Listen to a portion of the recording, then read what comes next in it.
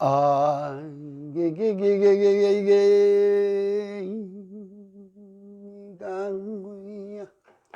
허기가 한국국에겐 여기가게 공공공 허기가게 가게 해기국에 구기국에 공공공 아니 울지는 못하리라.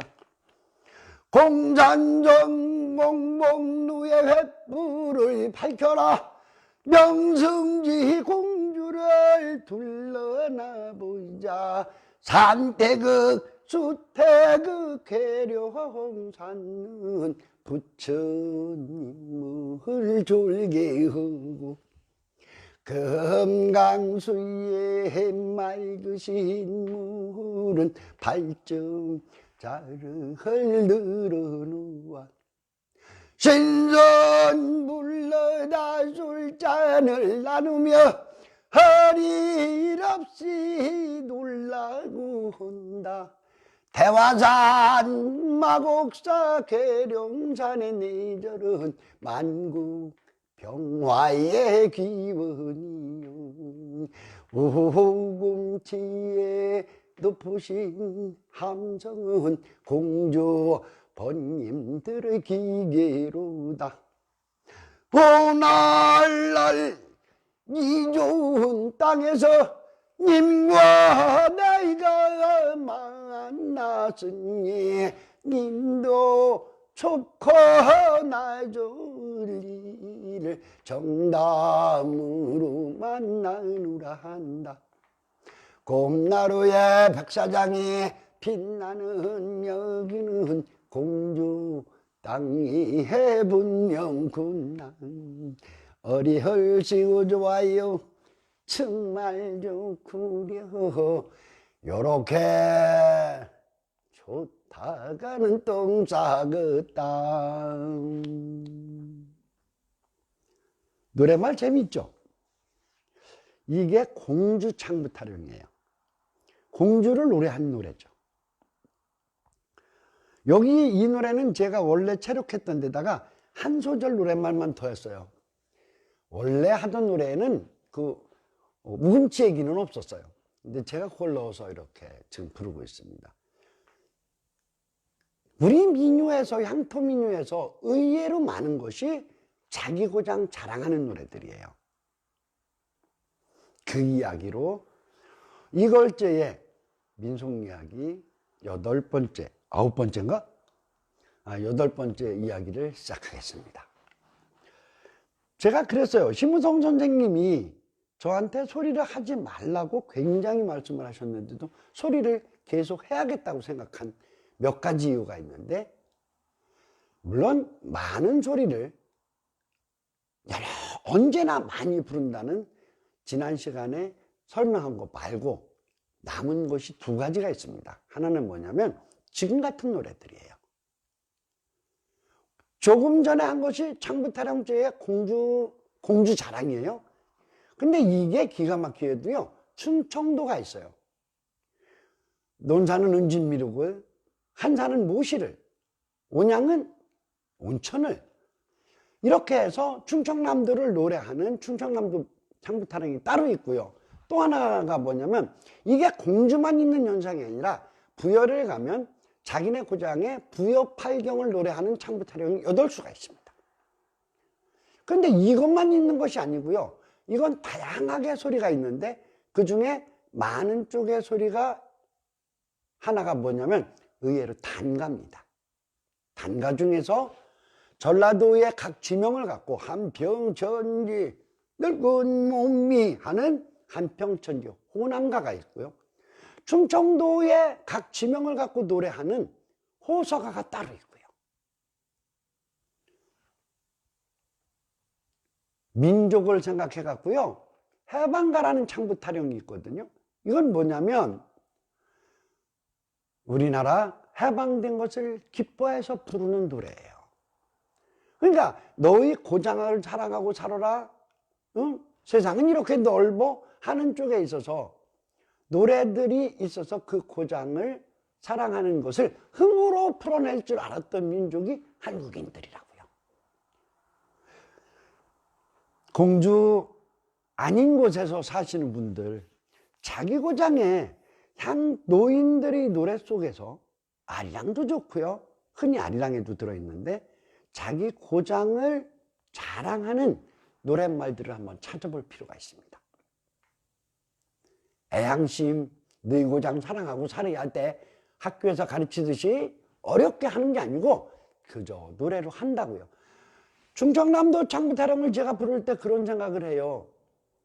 글쎄요, 마애불이 어디에 있는지, 은진미륵이 어디에 있는지 모르고 옛날에 자동차도 없던 시절에 거기 한 번도 못 가보고 죽는 사람들이 많았을 건데도 그런 노래들을 하면서 자기 고장에 무엇이 있다는 것 정도를 알고 사는 세월, 그걸 살게 했다는 거죠.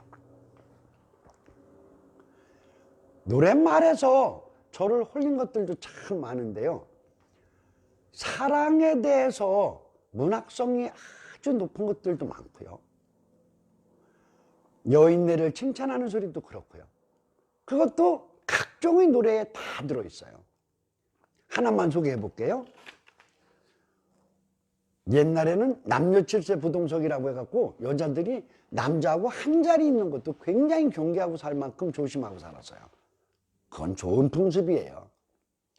지금 뭐 미투니 뭐니 자꾸 떠들면서 하는 사회적인 쪽에 있어서 조선조로 내려가면 남자들이 여자들을 굉장히 깐보고 산 걸로 알지만 노래 속에 그것만은 아니라는 것을 느끼게 하는 노래말이 하나 있어요. 남자가 총각을 홀리는 소리예요.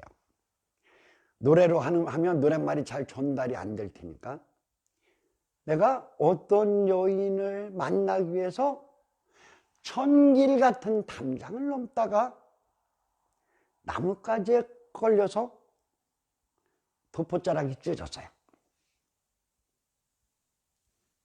천길 같은 님을 보려고 만리 장승의 담을 넘다가 도포자락을 찢었으니 우리 부모한테 이 변명을 어찌할까?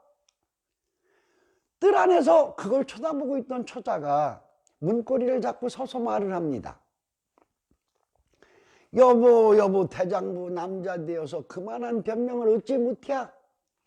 새모래 강변, 아주 모래가 고운 강변에 꽃 구경 갔었다가 꽃가지에 걸려서 찢었다호.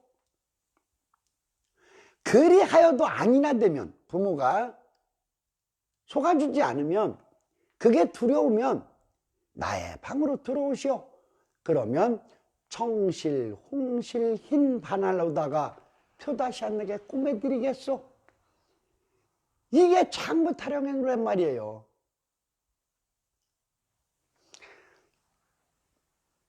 연정요라고들 말하죠. 사랑의 노래. 생각보다 그 표현이 은근하고 문학적이고 어떤 쪽에서는 직설적인 쪽의 화법을 이용해서라도 사람들이 진짜 재밌게 노래를 부를 수 있도록 만든 노래들이 참으로 많습니다. 그런데 제가 우리 소리에 대해서 이렇게 속되게 말해서 미쳐서 빠져 들어가게 되는 것들은 다른 거예요. 저는 소설 쓴다고 책을 참 많이 읽고 어쩌고 해서 머릿속에 잡학이 많이 들어있어요. 그런 상태에서 체록을 하는데 문학성이 좋은 글들만 만나는 게 아니고요.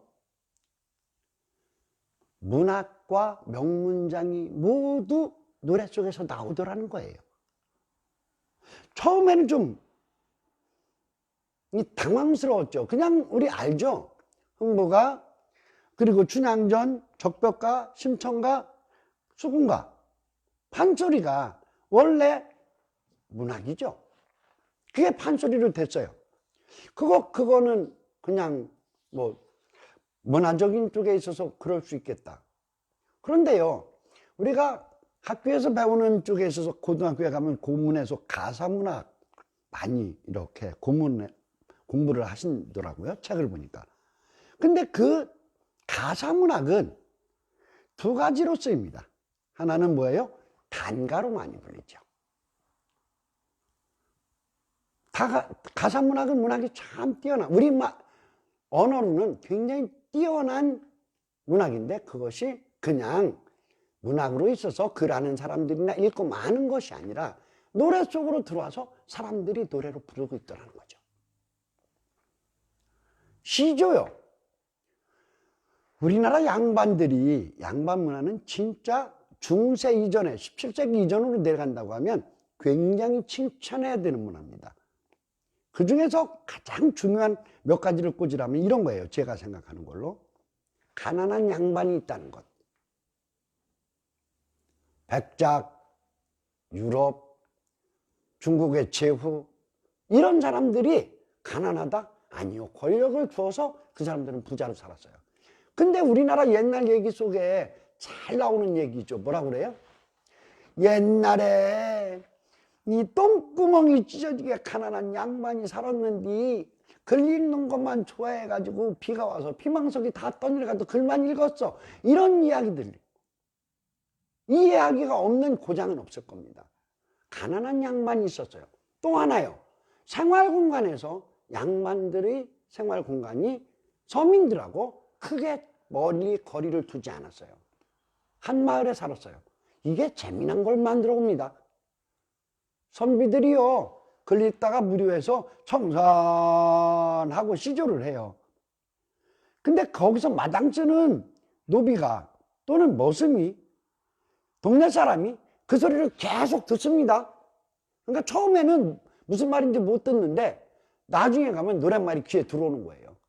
그래서 만들어지는 시조문학이 어디로 가는지 아세요? 각종으로 퍼져갑니다. 충청도에서 민속체록을 할 때 참 재미난 자료집을 하나 봐요.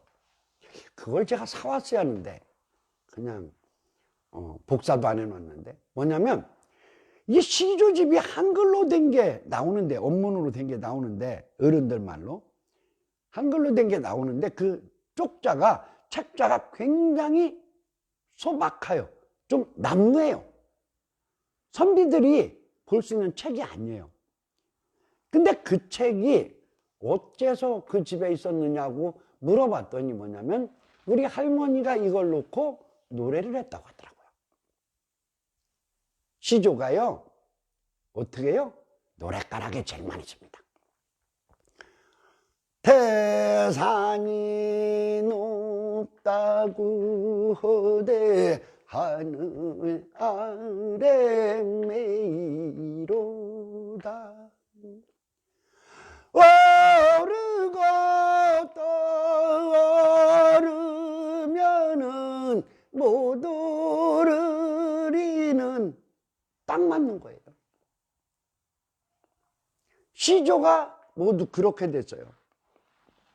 근데 꼭 그렇게만 가는 게 아닙니다. 창부타령에서는 또 엉뚱한 소리를 해요. 나비야 청산에 가자 법무나부야 너희도 가자. 노랫가락하고 비슷하게 시작을 해서 가놓고 나중에 가서는 훅 노래를 바꿔버립니다. 그 시조를 노래해놓고 인생 번민 훌훌 퍼서 던지고 개나리 보침 하나 걸쳐 매고 이 동네 저 동네 떠덕이는 몸이 어느 집에서 잔들 어떻고 어떤 님을 품은들 어떠하니 오늘 당신하고 나하고 만났으니까 이 밤 새도록 실컷 놀아보자 하는 장부타령으로 그것이 자연스럽게 흘러가면서 노래가 변해버려요. 뭐예요? 자연스럽게 데리고 놀아요. 그러니까 원시조의 뒤에다가는 자기네들의 흥을 붙인 서민적인 노랫말이 따라오는 거죠.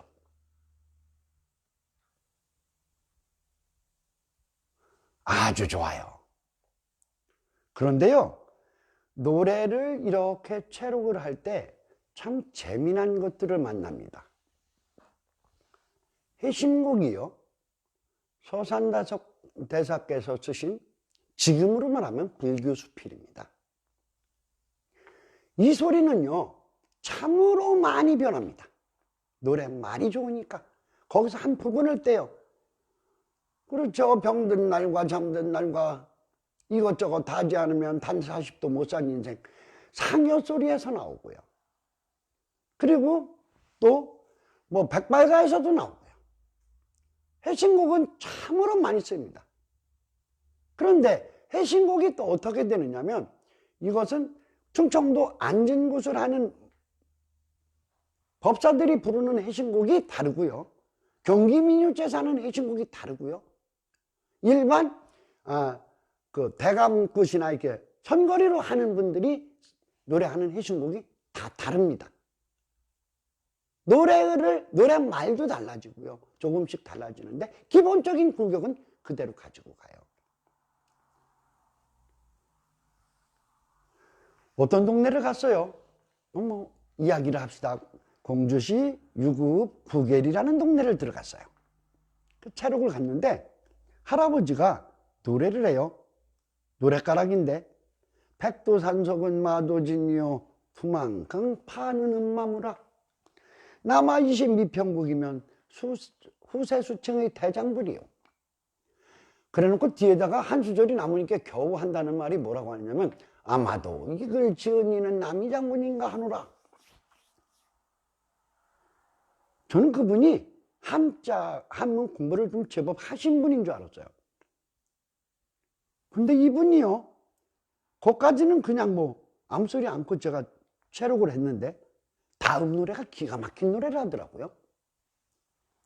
그게 뭐냐면 제가 매월당 김시습 선생님의 한시를 좋아합니다. 제가 한동안 한시를 많이 읽었는데 이태백 선생님 거나 드보 선생님 거나 중국의 것도 좋아했지만 그 생활 정서 속에 담겨 있는 것들은 은근하게 어렵기는 더 어려운데도 매월당 선생님 것이 우리 민족의 정서에 잘 맞고요. 해석이 잘 돼. 문법적으로 그냥 읽으면 이렇게 딱 들어오는 말들이 있어요. 근데 매월당 선생님의 시조에 자길이라는 시가 있습니다. 우리말로 하면 이래요. 어제 비 오더니 오늘 그쳤어요. 그래 꽃구경이나 갈까 하고 의관을 딱 정지하고 나섰더니 비가 또 쏟아져. 그래서 아서라 이게 하지 말라는 짓인가 보다 하고 옷을 걸어서 횃대에 걸고 돌아섰더니 해가 빵 끝났어요.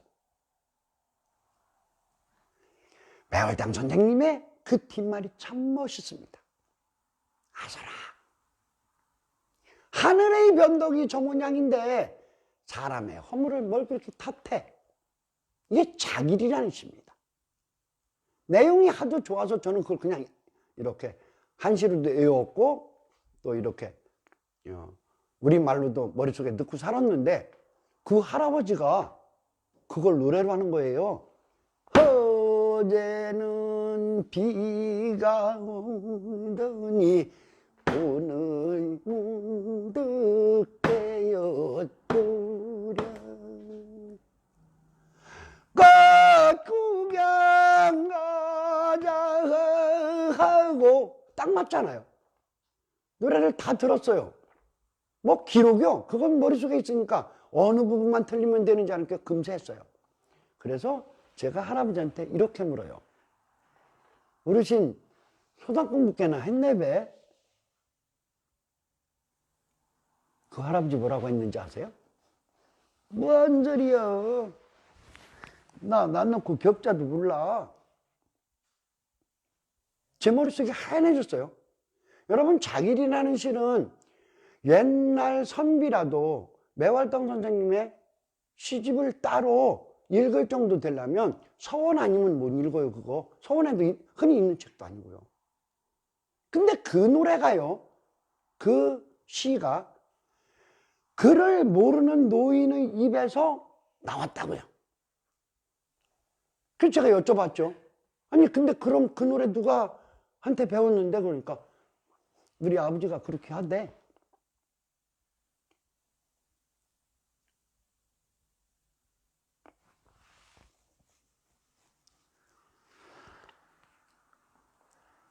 그렇죠. 글쎄요. 그 말을 풀어야 했어요. 저는. 어떻게 이것이 된 것인가. 그런데요, 그런 관점에서 살펴보니까 해심곡의 모든 노랫말이 그렇고요. 그것이 농요 속에 들어가고 상여소리 속에 들어가고 백발가에 들어가고 이렇게 여러 군데서 사용되는 그 노랫말들도 결국은 문학이었다는 겁니다. 저는 초등학교를 졸업하고요. 집안이 가난해서 중학교를 좀 다니다가 제적을 당했고요. 그때에 저희 동네에 그 청송심씨 가문의 할아버지에게 한학을 공부를 했어요. 근데 중간에 문학에 눈이 떠가지고 한학을 포기합니다. 마지막 읽은 대목을 제가 기억합니다. 선생님 앞에서 무릎 꿇고 반소식에 음수하고 곡괭이 침지라도 낙엽재기 중이니 불의 부착은요 친운이니라. 남을 먹고 물 마시고 팔을 굽혀 누워도 어디서 많이 안 들었어요? 남을 먹고 물 마시고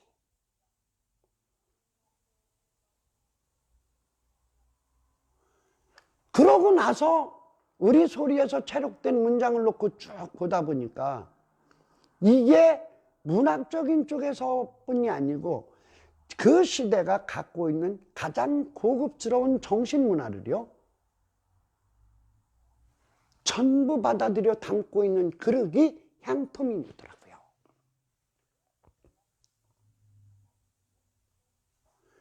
우성면 봉현리의 자리개질 소리에서는요 뭐를 해요? 입춘대길, 소문만복내 그 말들을 풀어서 노랫말로 다 합니다. 이거는요 많이 큰 의미를 갖고 있습니다. 어떤 쪽에서냐?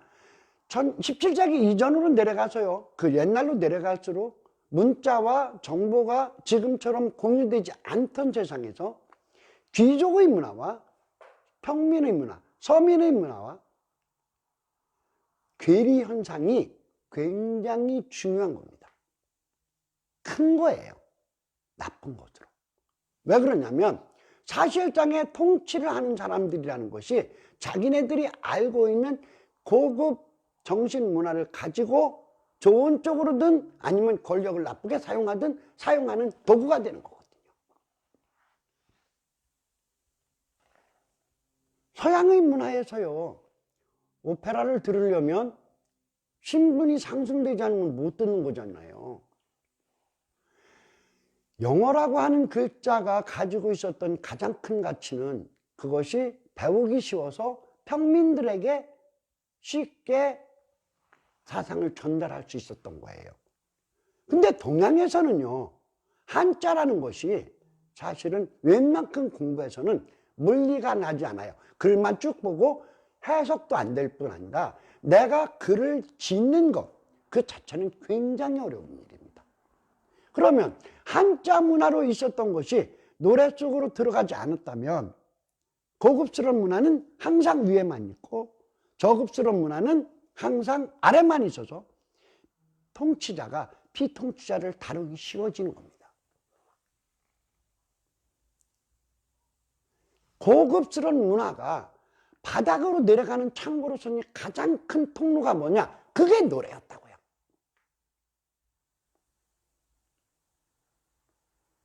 그게 노래였어요.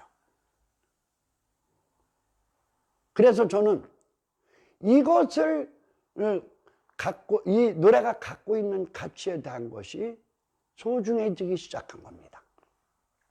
천지태국 초팔루에 천왕씨는 하늘을 짓고 지왕씨는 땅을 짓고 의당집 터다지기 소리 천머리 소리입니다. 우리말로 하면은 세상 천지가 깜깜하다가 그냥 생겨날 때 이것이 천왕씨는 하늘을 짓고 이렇게 세상이 만들어지는 이치가 한자어로 된 거죠. 근데 이 소리를 똑같이 하는 동네가 있습니다. 우리말로. 우성면 어천리에 가면 그 동네에 집 터다지는 소리에 천머리가 그렇게 돼 있어요. 세상 천지가 깜깜하다가 하늘이 생기고 땅 생길 때로 돼 있어요. 그러니까 노래는 한자 언어로 표현되어지는 부분이 서민들이 못 알아들을 때는 우리말로 풀이도 해서 노래를 부르는 구조를 가지고 있다는 거죠.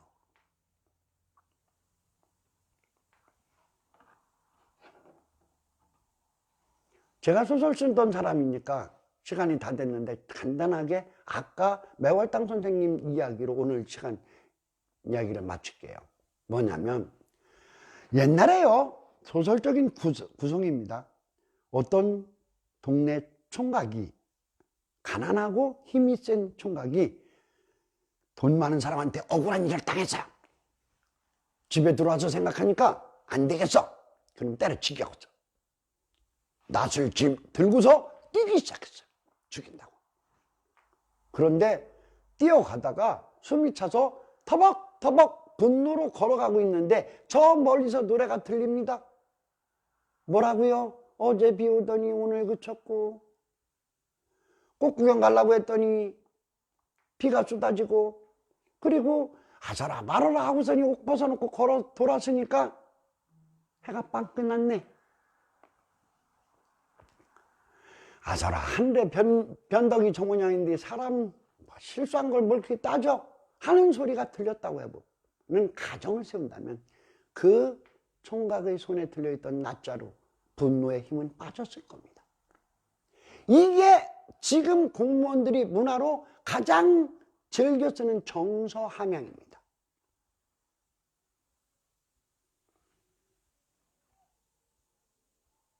세상 사람들이 분노를 누르고 흥으로 더불어 살 수 있는 길을 그 시대가 갖고 있는 가장 소중한 문화, 정신문화를 풀어내서 담고 있는 그릇, 그것이 우리 소리입니다.